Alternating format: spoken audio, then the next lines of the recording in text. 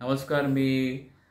अखिल भारतीय कोळी समाजाचा ठाणे जिल्हाध्यक्ष आनंद प्रभाकर कोळी। नुकतंच आम्ही ठाणे जिल्हाधिकाऱ्यांना खाडीच्या संदर्भात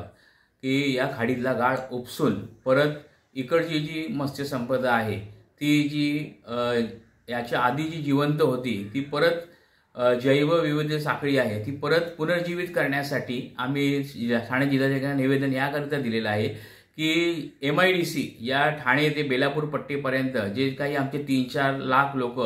जे स्थानिक कोळी बांधव या मासेमारीवरती अवलंबून होते त्यांच्याकरिता आम्ही हे निवेदन दिलेलं आहे की MIDCतनं जे येणारं जे आहे रासायनिक व केमिकलयुक्त पाणी ते प्रदूषण झालेलं पाणी, त्याच्यानंतर तुमच्या नाल्यातनं येणारं सांडपाणी आणि प्रदूषित पाणी हे सगळं बंद व्हावं आणि त्याच्यामुळे इकडची जी जैवविविधतेची साखळी आहे ती पुनर्जीवित होऊन इकडच्या स्थानिक 3 ते 4 लाख कोळी लोकांना परत मासेमारी ही परत पुनर्जीवित व्हावी व त्यांचा जैवविविधता साखळी वाढून परत इकडचा जो मासेमारीचा धंदा आहे याला सुगीचे दिवस यावे याच्यासाठी आम्ही ठाणे जिल्हाधिकाऱ्यांना निवेदन दिलेलं आहे। कोळी साहेब, मला एक सांगा की इथे आता जे म्हणजे नागरीकरण जास्ती वाढलेलं आहे, म्हणजे खाडीलगतच्या ज्या इमारती झालेल्या आहेत म्हणजे कॉन्क्रीटची जंगलं, त्याचा काय परिणाम झालेला आहे? त्याचा परिणाम असा झालेला आहे की इकडे जे अतिक्रमण जे झालेलं आहे त्याच्यावरती आता समजा आपल्याकडे वन कायदे जे निर्माण झालेले आहेत त्याच्यानंतर जी यांचं शासनाचंही त्याच्यावरती दुर्लक्ष झालेलं आहे की खाडीवरती भराव करून जे अतिक्रमण केलेलं आहे त्याच्यामुळे